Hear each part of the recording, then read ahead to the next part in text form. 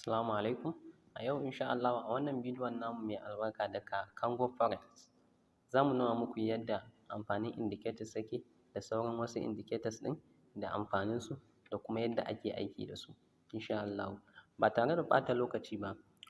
za mu yi bayani a taƙaice akan indicators. Kafin nan bari in ɗan gaya muku wani abu. Ku sani dukkan wani ko wata nasara tana zuwa ne daga ilimi. Wannan shi ne gaskiyar lamari a dangane da rayuwa, musamman akan forex trading. Dole ne ka kasance ka yi nazarin forex, ka yi nazarin yadda ake aiki da shi, ka san up trend, ka san down trend, ka san support and resistance level. Wannan abubuwan suna da matuƙar amfani, musamman support and resistance level wanda ake aiki da su yayin forex trading ko forex market.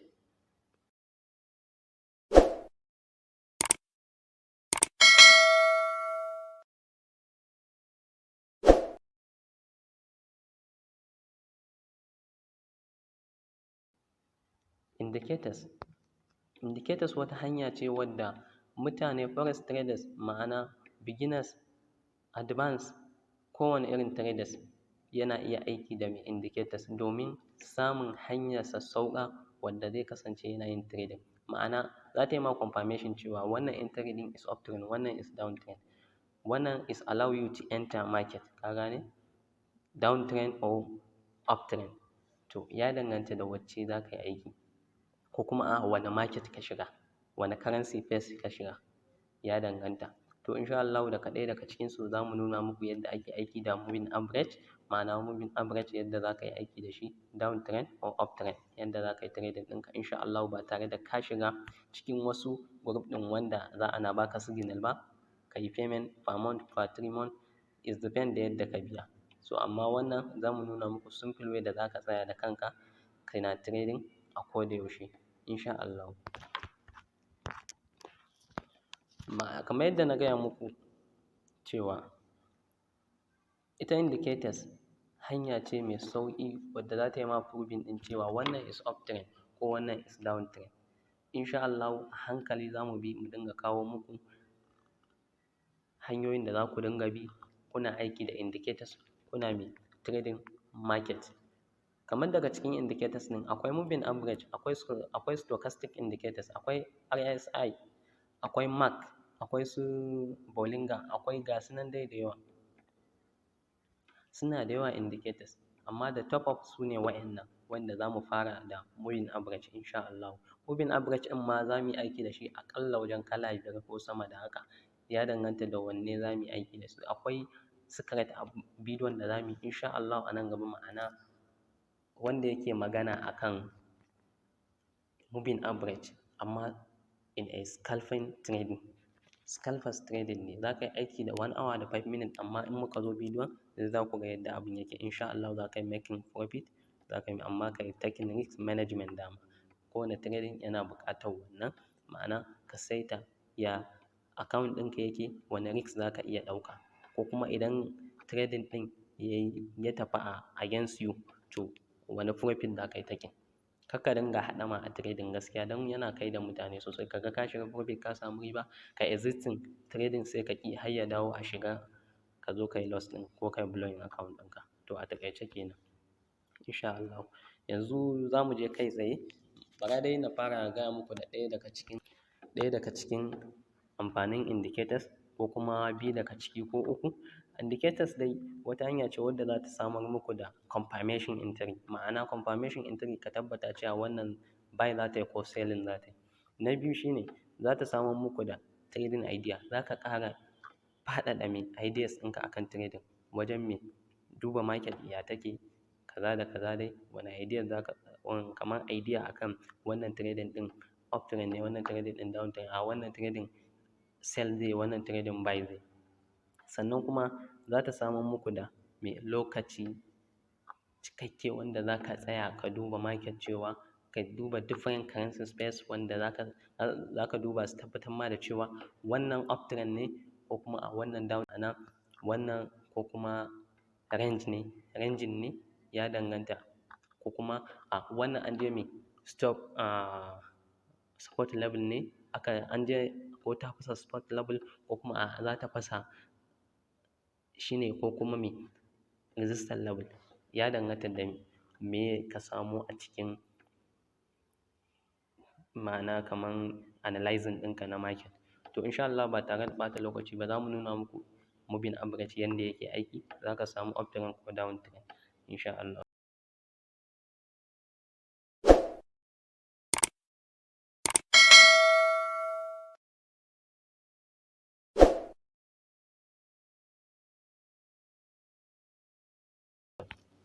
Yanzu za mu yi amfani, za ka iya aiki da kamar yadda kuka gani a nan, za ka iya aiki da wa'innan meta 4 ko meta 5, kowanne kake aiki da shi duk zai yi a ciki insha Allah. Yanzu dai za mu fara shiga meta 4 domin ku ga yadda abun yake. To bara mu shiga mu ga.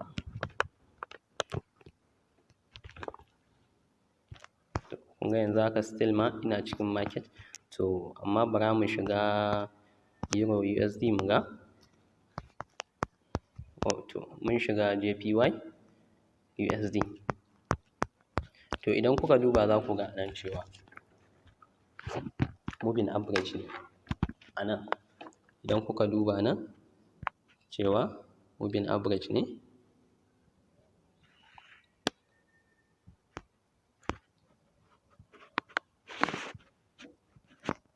Moving average ne ga shi.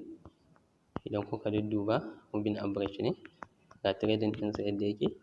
ga yadda abubuwan suke faruwa a ciki. To insha Allah za mu nuna muku yadda abin yake step by step. To da farko dai za ka fara shiga kan setting ɗinka, ma'ana za ka shiga kan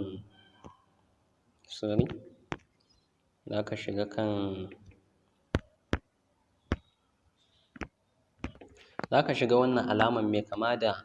F ɗin nan da kuke gani. Idan ka shige ta, wannan alaman mai kama da F ɗin nan, to za ka fito da me moving average ɗinka, sannan ka saita shi da colour da za ka sa mai, domin me ka samu confirmation na shi kansa me entering da za ka shiga a cikin wannan trading ɗin.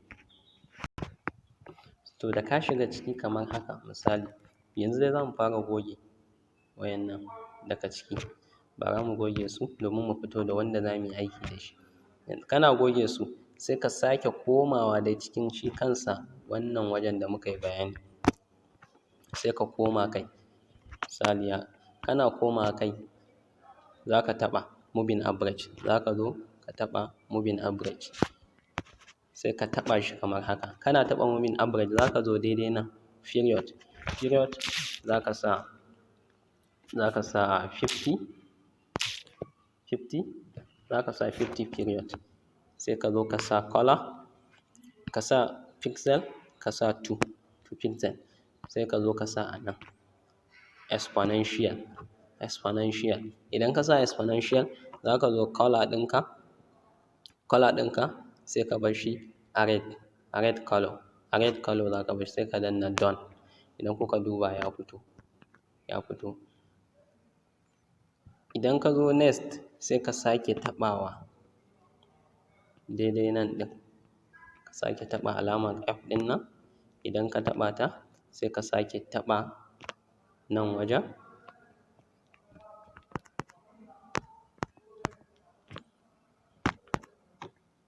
kamar haka.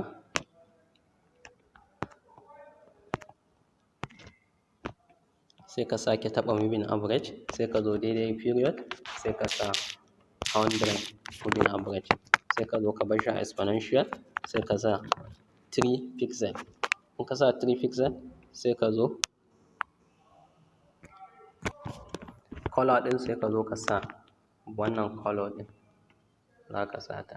light ɗin nan. Idan ka sa ta misali bara mu yi adding ɗinta, ga shi mun sa ta, sai ka zo ka danna done. To wannan shi ne mun saita me moving average ɗinmu. Idan za ka duba yanayin yadda abun yake, yadda za ka na gane cewa up trend ne ko down trend shine, za ka zo previous ɗinka, ma'ana kaman trading ɗin baya da aka yi kamar haka da kuke gani, trading ɗin baya da aka yi haka. Ka ga kamar yanzu a nan, bara in nuna muku misali. Ta yanda za ka na gane cewa wannan is up trend, red line ɗinka na farko ma'ana mai 50 period idan ya kasance ya yi crossing ko kuma cewa me idan har kamar wannan light blue kenan colour ɗin nan idan ya kasance ta yi crossing ɗin 50 moving average ɗinka ma'ana red line ɗin nan to kasuwa tana nufin cewa is going to be what moving on uptrend kasuwa ta yi uptrend either idan in ta yi uptrend ɗin za ta dawo me ta yi retesting idan ta yi retesting za ta sake tafiya idan kuka duba gashi har yanzu a uptrend ne to idan kuma cewa ne idan kuma me kuka idan down trend ne ma'ana kamar vice versa ne zai kasance me zai kasance red line ne ya yi crossing ya yi down zai kasance a ciki kenan ya zo a ciki idan kuka duba ya yi crossing ɗin wannan line ya yo ƙasa yana ciki kenan idan kuka duba uptrend kuma za ku ga cewa wannan colour ɗin shine me a waje red line kuma yana ciki idan kuka duba to shine me confirmation na cewa wannan is what idan kuka duba nan ga crossing ɗin da ya yi shine me is uptrend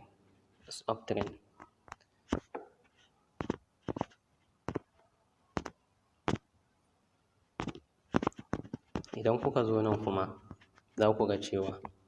wannan is downtrend ma'ana kamar shooting star ne ma a nan shooting star to kun ga shooting star ma akwai trading ɗin da ake na shooting star shi ma akwai hanyar da ake bi a trading ɗin shi shooting star insha Allah za mu yi bidiyo a kansa shi ma to idan kuka duba nan ya yi crossing ma'ana red line ya kasance a ciki wannan colour ɗin kuma kamar light blue kenan yana misali bayan red line kenan to wannan is downtrend kenan to daga nan yana ma wannan cewa is confirmation ne na cewa wannan intan ka shige shi wannan first candle ɗin nan wannan jan first candle ɗin yana ɗaukewa next candle yana kama mutum zai iya entering market ɗinsa yana entering market ɗinsa shikenan ya yi safe amma me mutum ya yi taking risk ɗinsa zai iya zuwa ya sa TP ɗinsa a nan misali ya danganta a nan wajen TP ɗinsa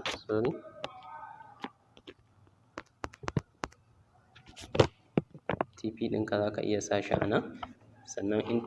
take profit ɗinka first za ka iya ɗauka a nan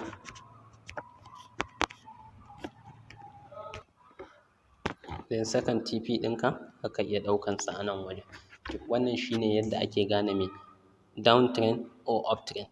bara mu ga wani confirmation ɗin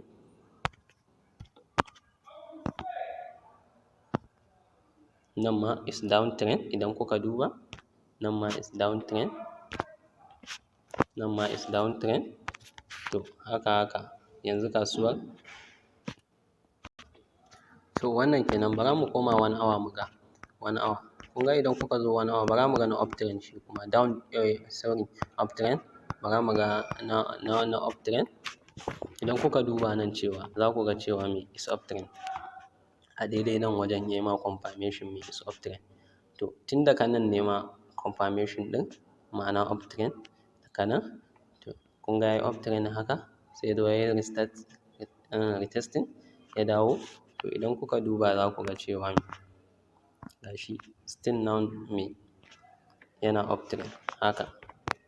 yana uptrend har zuwa nan is uptrend to wannan ta haka ake gane me uptrend ko downtrend insha Allah next video za mu kawo muku yadda sauran bayanan suke akan shi kansa moving average ɗin idan bidiyon nan ya yi ma ka danna like sannan ka danna subscribe